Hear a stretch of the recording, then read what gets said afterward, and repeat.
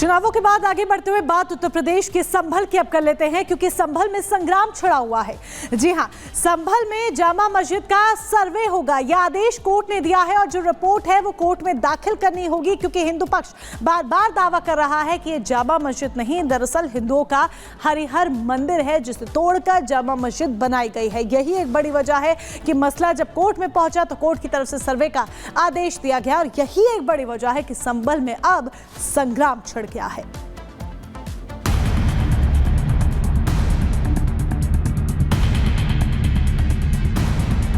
संभल में संग्राम मचा घमासान, मंदिर की आग मस्जिद तक लपेटी।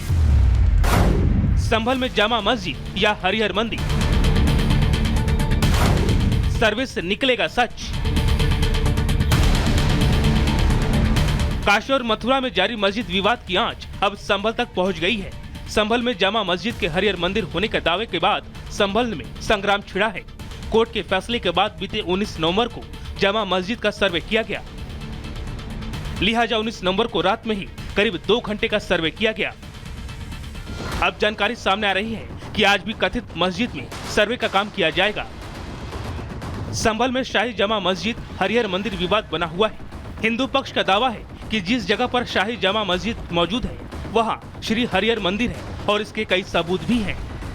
हमने ये दावा किया है और दोबारा आपके सामने बहुत जिम्मेदारी से कह रहा हूं कि संभल में जो जामी मस्जिद है वो श्री हरिहर मंदिर हुआ करता था। पृथ्वीराज चौहान के समय ये मंदिर का निर्माण किया गया था और ये भविष्यवाणी की गई थी कि संभल में इसी जगह पे जो दशम अवतार है, कल्कि अवतार के रूप में यहाँ पे प्रकट होंगे, यहाँ पे जन्म लेंगे। हालांकि मुस्लिम पक्ष के लोगों ने हिंदू पक्ष के सारे दावे को खारिज कर दिया है। उनका दावा है कि किसी भी मंदिर को तोड़कर मस्जिद नहीं बनाई गई है। मस्जिद के अंदर मंदिर के कोई सबूत नहीं है। उन्होंने मस्जिद के सर्वेक्षण पर भी सवाल उठाया और इस पर हैरानी जताई।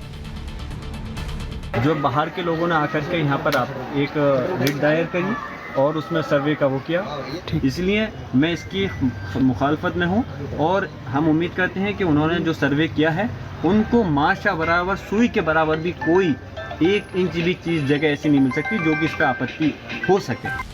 तो संभल में सर्वे से सच सामने आने की उम्मीद है। वहीं अब भोपाल में भी जामा मस्जिद में मंदिर होने की सुगबुगाहट होने लगी है।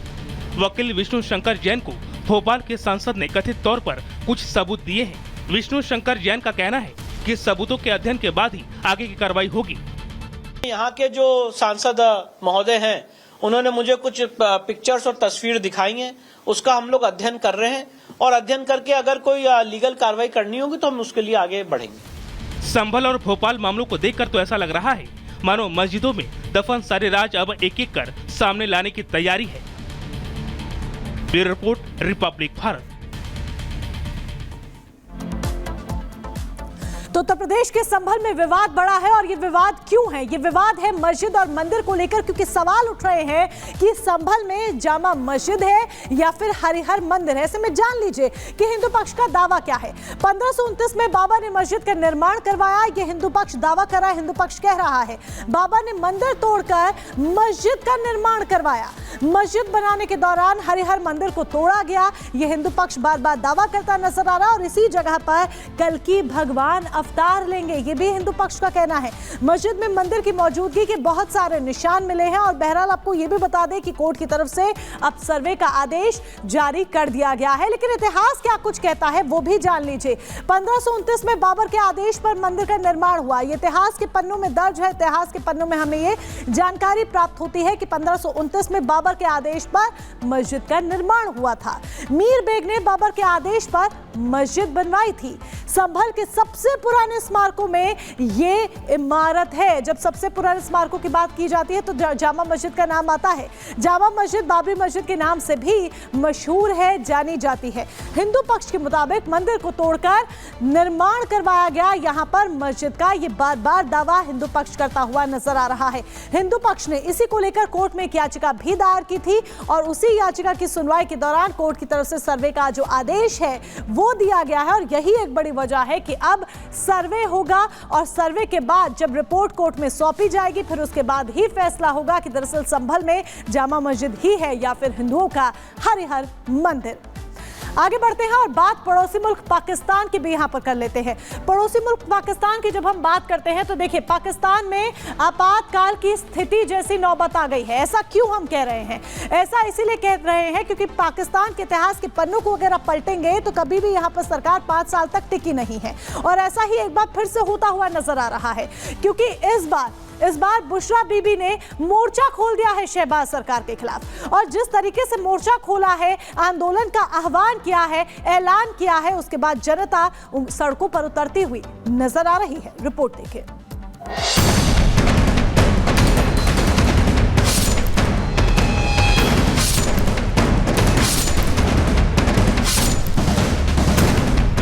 क्या शहबाज सरकार पर मंडरा रहा है खतरा?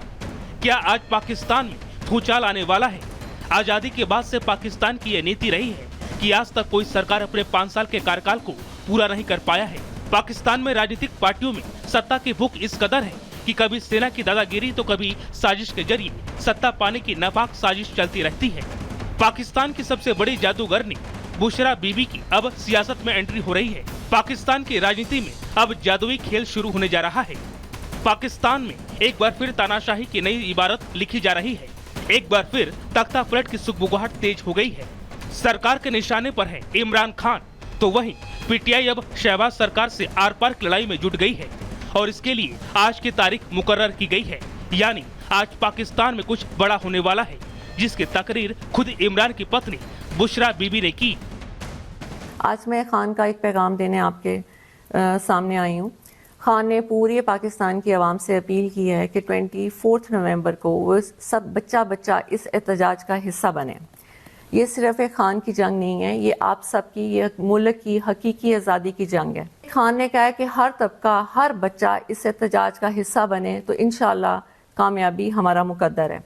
खान ने जजेस और वकीलों के लिए एक अपील की है कि मैं कानून की बालादस्ती के लिए आज जेल में हूँ, तो आप लोगों का ये फ़र्ज़ बनता है कि आप इस एहतजाज का हिस्सा बने। दूसरा जो सबसे इम्पॉर्टेंट और अहम बात है जिसके लिए मैं आज आपके सामने आई हूँ, वो सिर्फ ये है कि बहुत सी चीज़ें हो रही हैं कि जी 24 नवंबर की डेट चेंज कर दी जाए और खान के से हम मुज़ाकरात कर लेंगे, तो ऐसी कोई बात नहीं है। बुशरा बीबी ने अब खुलकर सरकार के खिलाफ मोर्चा खोल दिया है और इसके लिए पूरे पाकिस्तान के आवाम को साथ आने की बात कही है।